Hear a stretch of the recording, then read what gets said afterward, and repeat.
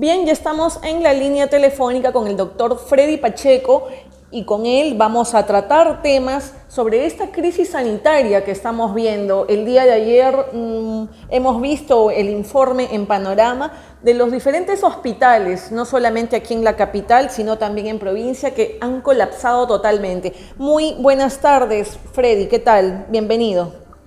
Buenas tardes, Gina, y gracias por la invitación. Dispuesto acá a resolver todas las dudas tuyas y de tus amigos oyentes, ¿no? Sí, mira, no sé si ayer, no creo que no hace falta para ti como médico y ahorita que estás trabajando en un hospital grande, no hace falta que te diga si has visto el informe de ayer de Panorama, porque tú debes saber perfectamente la realidad que se está viviendo en los hospitales de aquí de nuestro país. Que no hay oxígenos, los pasadizos con gente, no hay camas, los residuos. Ayer hemos visto de verdad que las imágenes son increíbles, porque hay gente que no, mientras no lo vean, no lo creen, ¿no? Se dice, pero incluso las ambulancias sin equipamiento, el mandilón de los doctores que no les cambian cada 15 días. Pacientes, de verdad, hospitales del terror, de verdad. Y hablando del Callao, la misma situación, en Lambayeque, en todos los distritos. Cuéntanos, por favor, Freddy. Sí, lamentablemente yo creo que el país está viviendo en carne propia el descuido de las diferentes autoridades que han venido siendo ministros de salud, presidentes de la República, y que han abandonado por completo a uno de los dos pilares más importantes que tiene un país, que es el sector salud. La salud y la educación son los dos pilares más importantes en todo país. Si ambos sistemas se descuidan, pues lo que va a haber son catástrofes. Hoy por hoy, lamentablemente, nos está tocando vivir una pandemia, una enfermedad de dimensiones mundiales, y pues los países más afectados van a ser los países como el Perú, que tengan las peores condiciones sanitarias a nivel mundial. Nuestro país ha sido durante décadas descuidado en su sistema de salud. El último gran hospital construido en nuestro territorio nacional con capacidad para resolver problemas complejos ha sido el Hospital Rebeliati, y fue en el año 1958. Estamos hablando de aproximadamente hace 70 años que no se construye un hospital de grandes envergaduras. Se han construido hospitales pequeños, como el Hospital de Vitarte, como el Hospital Marino Molino de La Molina, como los hospitales de San Juan, que son hospitales de nivel 2, que tienen una capacidad resolutiva muy pequeña. Capacidad resolutiva significa la capacidad que tiene un hospital de resolver casos complejos. Así es. Y obviamente estos hospitales pequeños no pueden resolver temas tan complejos como es esta enfermedad del COVID-19. Entonces, a falta de infraestructura, a falta de camas, a falta de profesionales médicos, cuando viene esta enfermedad y nos ataca en esta magnitud, pues la situación se torna incontrolable. Nuestro sistema hospitalario actual ha colapsado ya desde hace aproximadamente una semana. ¿Qué quiere decir que ha colapsado? Que la cantidad de enfermos por COVID supera largamente las cantidades de camas que tenemos disponibles para ellos, las cantidades de ventiladores mecánicos que tenemos para ellos, la cantidad de insumos que tenemos para poder atenderlos. Me refiero a mascarillas, oxígeno,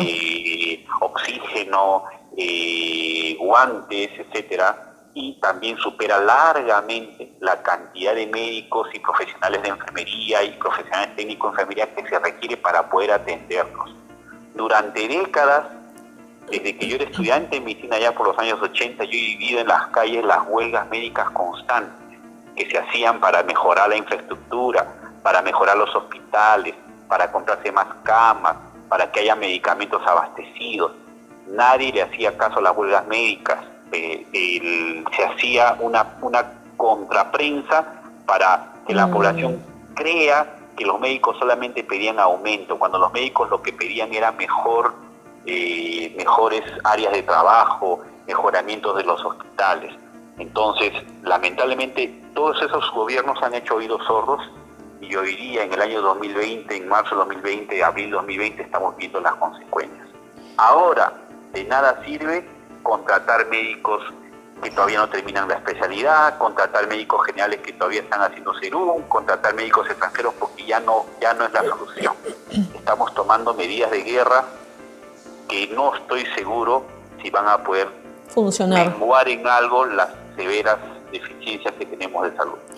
Es increíble, de verdad, doctor, y lamentable ver que en un hospital del Callao ni siquiera había alcohol, ni paracetamol. O sea, estamos hablando de insumos necesarios para un hospital, que eso obviamente no te van a curar del COVID, pero imagínate, si no hay alcohol, si no hay paracetamol, ya qué se puede esperar. Es más, en un hospital se vio que los médicos habían cerrado el hospital porque ya no tenían nada para atender, no tenían insumos, no habían ni siquiera recurso humano, o sea, médicos, y tuvieron que cerrarlo, lo cual está prohibido, ¿no? Pero a ese punto se ha llegado. Por seguridad, ningún médico que tenga más de 65 años puede atender pacientes COVID. No puede atender pacientes COVID porque se considera que es una persona de la tercera edad. Y nuestro sistema de salud está tan desgastado que casi la mitad de los médicos actualmente contratados por el Estado tienen más de 60 años. Yo me pregunto, pero presupuesto, todos los días vemos en Mensaje a la Nación, vemos al ministro de Salud, vemos al presidente decir que se ha destinado un presupuesto para lo que es salud. ¿Y a dónde va este presupuesto? Porque ni siquiera, o sea, estamos viendo que se protege a los médicos, a los técnicos, a los de limpieza, que son los que están expuestos. Como vi en el informe que te digo de Panorama, ni siquiera los mandilones, o sea, ellos tienen que atender a uno y otro paciente con el mismo mandilón por 15 días. Pero ¿qué es lo que pasa, Gina? ¿Qué es lo que pasa? No podemos culpar tampoco al gobierno actual de todos los errores de los gobiernos pasados, porque el gobierno actual, en su desesperación, va a querer comprar todo lo que pueda para satisfacer la demanda actual, pero como la demanda de esta enfermedad es mundial, todos vamos a tener que pagar sobreprecio. O sea, un ventilador mecánico que el año pasado lo podías adquirir a $8,000, ahorita te lo están vendiendo a $50,000, $60,000. Wow. Eso significa aprovecharse de la situación y ese es el gran negocio de las grandes capitales mundiales. Así es. Las empresas que trabajan que hacen las mascarillas de bioseguridad, las empresas 3M que están en Estados Unidos, las empresas chinas que fabrican estas mascarillas de bioseguridad tan necesarias para la atención, ahora les ponen sobreprecio. Y nosotros como país pequeño, que nunca tuvimos la oportunidad de almacenar, de comprar nuestros ventiladores mecánicos, de tener nuestros propios equipos para poder combatir estas enfermedades, a última hora no nos vamos a poner a comprar. ¿Por qué? Porque vamos a pagar sobreprecio. Claro, hay demanda y eso nos cuesta. Hay sobreprecios y entonces todo cae en un círculo cerrado de corrupción porque vas a encontrar en el mercado precios tan variables de mascarillas, precios tan variables de insumos médicos que a veces se puede interpretar de que hay corrupción de por medio y no, quizás necesariamente lo hay. Lo que yo veo es que este gobierno hace un esfuerzo para tratar de solucionar las deficiencias que durante décadas hemos tenido, pero de corazón te digo que por más esfuerzo que haga va a ser muy difícil, por no decir imposible, que podamos combatir esta pandemia en forma adecuada. No va a alcanzar todos nuestros ahorros como Estado, todas nuestras riquezas almacenadas como Estado para poder combatir esta enfermedad. La verdad es que es un drama tener que ver también, por ejemplo, a los familiares de los pacientes, entrar a un hospital y no saber si van a salir porque ni siquiera informen les dan de sus pacientes o muchas veces ya los llaman cuando ya el familiar ha fallecido. No hay personal administrativo. No tenemos ahorita personal de call center, no tenemos personal administrativo trabajando, no tenemos personal de informes trabajando, no tenemos ni siquiera el personal que separaba citas en consultorios trabajando. ¿Por qué? Porque todos los esfuerzos de los hospitales están dedicados a la atención de los pacientes enfermos. Entonces no hay personal. No hay personal porque no los puedo obligar a trabajar tampoco. No puedes poner una señorita que no es médico, que no es enfermera, que no es técnico, a que vaya al hospital para que dé informes. Claro, Porque la ley la son protege, ella tiene que administrativos. estar en su casa resguardada para no contagiar. Y los médicos obviamente están tan atareados, las enfermeras están tan atareadas, los tecnólogos médicos, los técnicos médicos están tan atareados que no se abastecen para salir a dar informes. Mira tú, estas imágenes que hemos visto ayer, que yo espero que de verdad toda la población tenga que verlos, ahora tú como médico, que vives el día a día, que sabes la realidad, que hay colas afuera de los hospitales, que hay gente desesperada esperando por una cama, que no pueden respirar, que se caen tal vez afuera, porque se han visto en las imágenes. Esto no es exagerar. Sin embargo, vemos que la gente sigue saliendo a las calles como si ya se hubiera levantado la cuarentena. ¿Qué es lo que va a pasar si ya el sistema sanitario ha colapsado? ¿Qué va a pasar? Porque ya los médicos tampoco no se dan abastos. Claro, definitivamente si se comete el error, y eso es una apreciación personal, si el Estado comete el error de decir que la cuarentena acabe este fin de semana, pues todo va a ser peor, todo va a ser peor. ¿Por qué? Porque ya ahorita encerrados nuestro sistema de salud ha sido rebasado. Imagínense lo que será después. Imagínense lo que será después. Entonces vamos a tener probablemente muchas caídas, muchas bajas, muchos médicos enfermos, ya están los primeros profesionales muriendo hace semanas. Hay muchas muertes, mucho más de los reportados en la televisión. La gente a veces subestima y dice, uy, recién van 1.000 muertos, Italia tiene 40.000 muertos, pero esas cifras que vemos en televisión no son cifras reales. El día ayer domingo un periodista chosicano muy conocido que es Daniel Llovera hizo un reportaje muy serio en Carta Poder, viendo de que definitivamente las cifras parecen no ser reales, porque la cantidad de personas que se están cremando en estos centros de incineración privados son mucho más de lo que el gobierno reporta. Sobre todo en el caso de provincias, ¿no? Que se en ve... provincia hay mucha información que no está 100% cierta. No llega la información exacta. Los hospitales están embolsados, están muchas veces identificados como NN, gente que se ha desmayado en la calle y los han llevado al hospital. Entonces hay mucha información. Yo en algún momento llegué a pensar que la información televisiva era un poco, digamos, limitada para evitar que la población se alarme, que la población entre en pánico, pero se está logrando lo contrario, que la población esté demasiado confiada pensando que esto es una cosa menor, que no hay afectación, y luego si los van a soltar a la calle, pues va a haber mucho más gente enferma, van a haber mucho más muertes y esto se va a poner en situaciones muy peores, ¿no? Una situación que realmente se escapa de las manos. Doctor, ¿y qué podríamos de repente hacer? Yo sé que de repente no es su especialidad, pero digamos que tenemos síntomas en casa de COVID. ¿Qué podríamos de repente tomar para no tener que llegar a una posta y tener que saturar más o saturar un hospital? A ver, las indicaciones son bastante claras.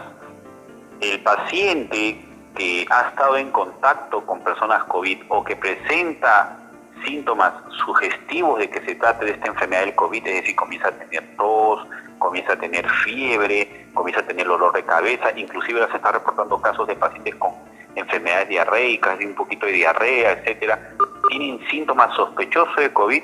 Bueno, si es que tiene fiebre, siempre va a estar a la mano en un botiquín un paracetamol. El paracetamol es un medicamento bastante inocuo que ayuda a controlar la fiebre, pero esa persona tiene la obligación de confirmar si tiene o no tiene la enfermedad y va a tener que acudir a estos centros hospitalarios para que le hagan el diagnóstico de la enfermedad. En los centros hospitalarios se están haciendo las famosísimas pruebas rápidas y las pruebas moleculares, que son las pruebas definitivas. Tienen que hacerle inicialmente las pruebas rápidas.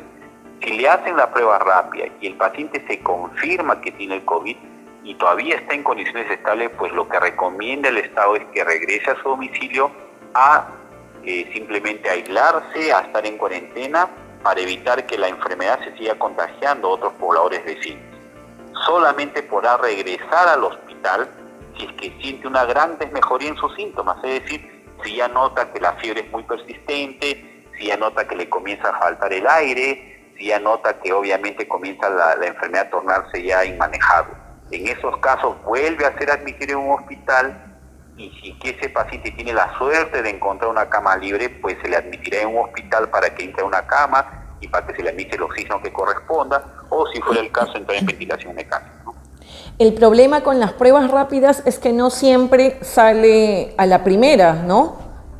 Así es, las pruebas rápidas son como todas pruebas de screening de resultados rápidos. Hay pruebas rápidas que el resultado está en 3 horas o en 60 minutos, pero también tiene una tasa de fallas, no son 100% exactas, tienen un porcentaje de falla que hasta cierto punto se podría considerar razonable, pero ante la duda, si el paciente está con muchos síntomas y la prueba rápida sale negativo, sigue siendo un paciente sospechoso.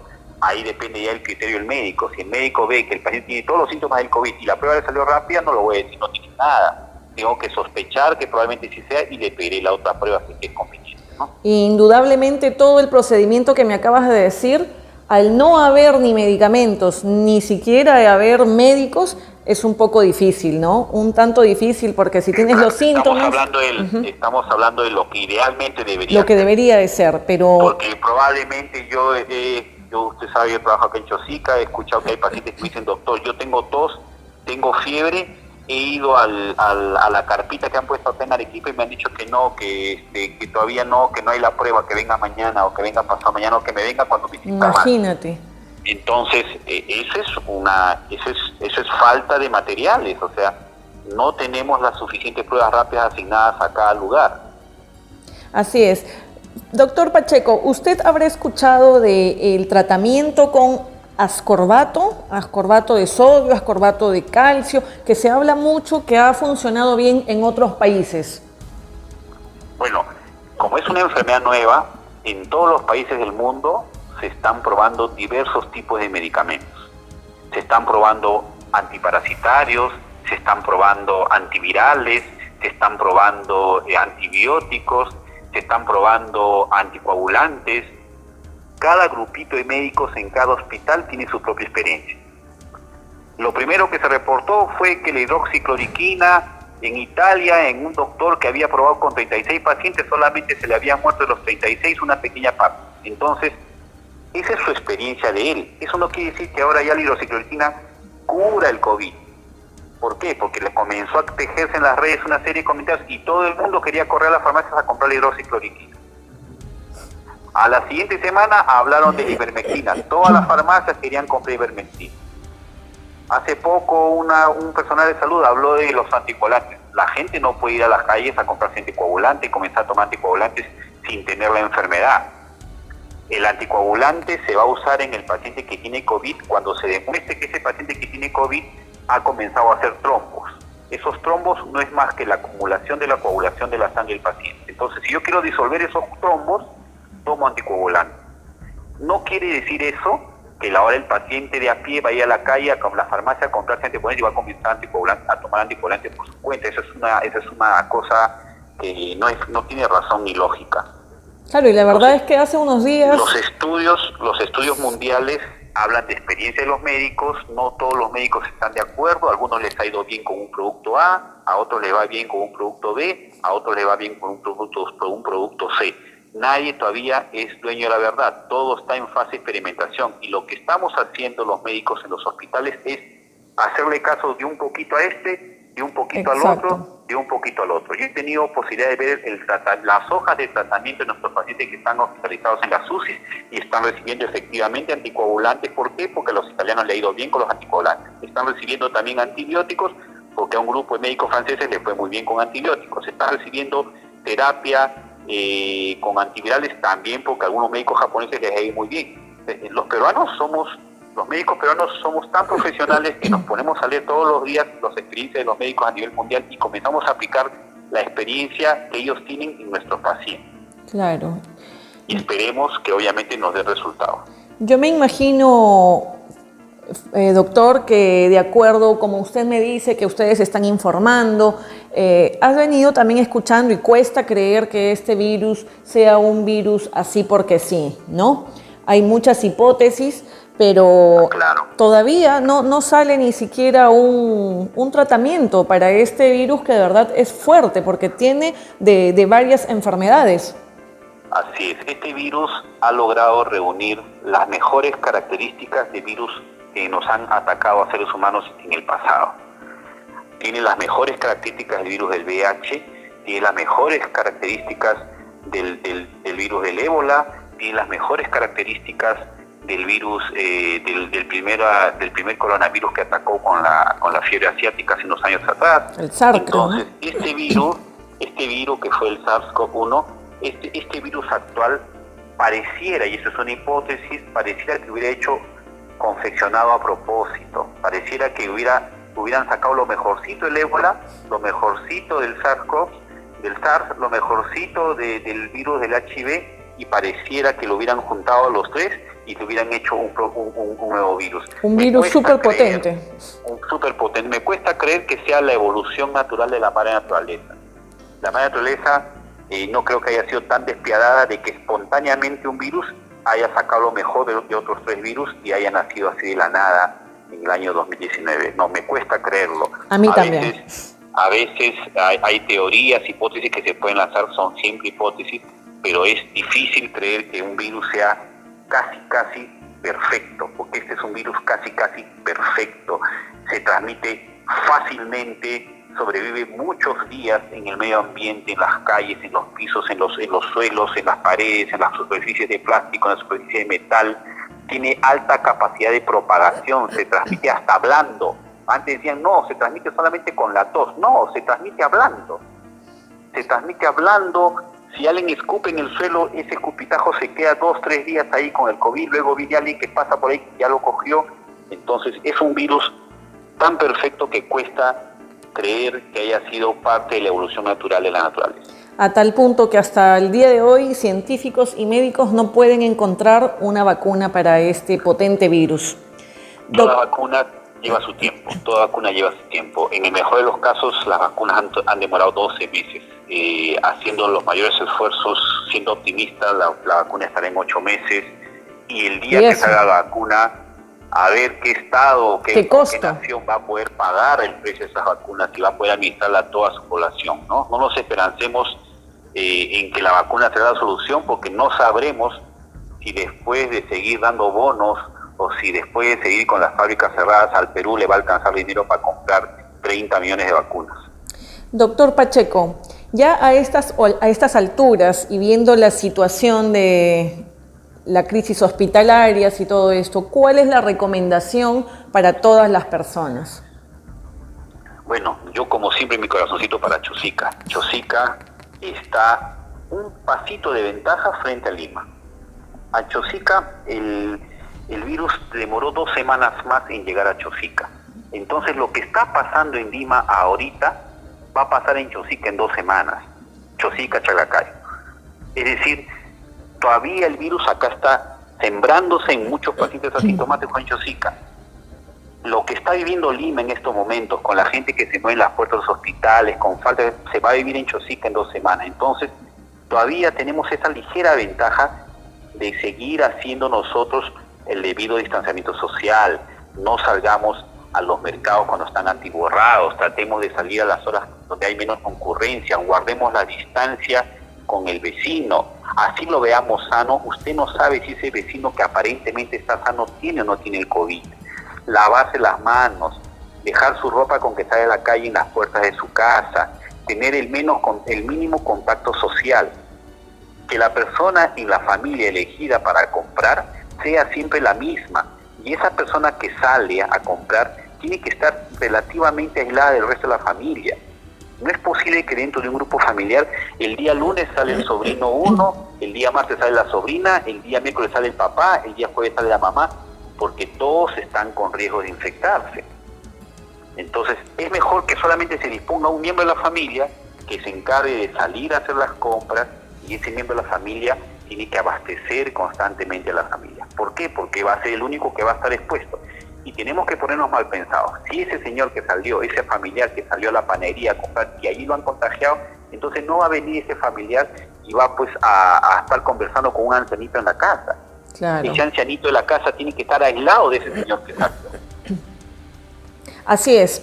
Entonces, las restricciones siguen siendo las mismas, así se levante la cuarentena, yo creo que cada uno, como dicen, ya tiene que ser ya un distanciamiento inteligente, cada uno tomar con responsabilidad ya lo que va a pasar.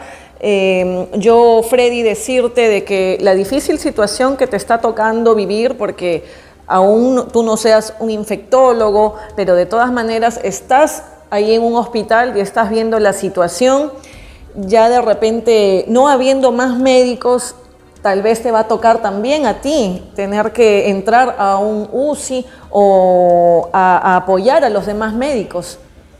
No, nosotros ya estamos atendiendo pacientes COVID. Los médicos especialistas en los hospitales grandes ya no estamos atendiendo COVID. Estamos atendiendo COVID. Existe una disposición de que tenemos que atender COVID. O sea, ahorita tú ya estás atendiendo. Nosotros no estamos, si bien es cierto, nosotros no estamos recibiendo a los pacientes COVID en la emergencia, porque eso lo hacen nuestros amigos emergenciólogos, nuestros amigos intensivistas, pero por ejemplo, yo soy urólogo. ¿Qué pasa si el paciente que está con COVID en la UCI necesita que el urólogo vaya a hacer un procedimiento? Pues el urólogo tiene que ir a atender. ¿Qué pasa si ese paciente con COVID, que está acostado en una cama de COVID, necesita una evaluación de un cardiólogo? Pues el cardiólogo va a tener que ir y va a tener que atenderlo. Entonces, no crea de que solamente los emergencistas y los fisiólogos están atendiendo los COVID. Todos los especialistas de los hospitales están atendiendo COVID. Y están expuestos totalmente Están expuestos a la enfermedad. ¿Por qué? Porque no le dan sus respectivas indumentarias de protección personal. Es el colmo que los médicos estén comprando sus equipos de protección. ¿Cada uno tiene que comprarse? Cada uno se los tiene que comprar porque el Estado no les da. El Estado no les da sus materiales de protección. Increíble, de verdad. Increíble. Bueno, Freddy, desearte de verdad desde aquí. No les da porque no hay, no les da porque... Yo creo, me imagino la impotencia de nuestro ministro de Salud. Quiere comprar y no hay quien venda. No hay quien venda, ¿por qué? Porque ningún país la quiere vender. Y Perú nunca se preocupó de fabricar sus propias mascarillas. De tenerlas o de fabricarlas. Así es. Tiene mucho que ver aquí el famoso juramento hipocrático, ¿sí? ¿Está bien dicho? Sí. Se ve mucho en las redes. Nosotros tenemos, como todos ustedes tienen su grupo de amigos, nosotros también tenemos nuestro grupo en redes de amigos médicos. Se ve mucho panorama de decepción, se ve mucha gente que ya está cansada, se ve mucha gente que está agotada, se ve gente que ya quiere patear el tablero y quiere meterse a sus casas y está asqueado del sistema de salud, está cansado de tanto trabajo, pero también se ve gente que nos anima, gente que está empujando el barco, gente que dice que es el momento de demostrar lo que estamos hechos. No es una tarea difícil, no es una tarea fácil, perdón. Es una labor muy difícil estar yendo a los hospitales, exponerse, aislarse de los seres queridos, y obviamente la situación tampoco ayuda mucho con los resultados, ¿no? Si por lo menos viéramos que la gente se guarda en sus casas, claro, como que nos daríamos ánimo, pero estar toda la noche, toda una amanecida, viendo un paciente y de pronto sales y ves en las calles gente que anda sin mascarilla, gente que sigue vendiendo en las calles cosas, me imagino por necesidad, como ellos dicen, no sé ya en realidad qué pensar, ¿no? Desanima, te baja la moral, pero nos tocó y hay que seguir adelante, ¿no? Lamento y lamentable situación, lamento mucho que haya tocado esto como médico, Freddy. Pero adelante, vamos a ver cómo salimos de esto. Hay que ser de todas maneras positivos. Ya el mensaje está dado, el consejo también. Y nada, en cualquier momento, cualquier cosa, me gustaría permanecer contigo en contacto para saber la situación real. Muchas gracias y mucha suerte. Siempre encantado de estar contigo en sus entrevistas. Solamente recomendar a mis vecinos, por favor, quédense en casa. Yo sé que es difícil, que todos quieren salir a trabajar, traten de salir lo menos posible, traten de evitar contacto con otras personas, guarden una distancia prudencial, lávense constantemente las manos, no se esperancen en que van a conseguir una cama o un ventilador mecánico, porque ahorita no están disponibles. Lo mejor es que no te enfermes todavía. Muchas gracias, Freddy, por las recomendaciones. Desde aquí un abrazo fraterno. Muchas gracias. Un abrazo, Gina.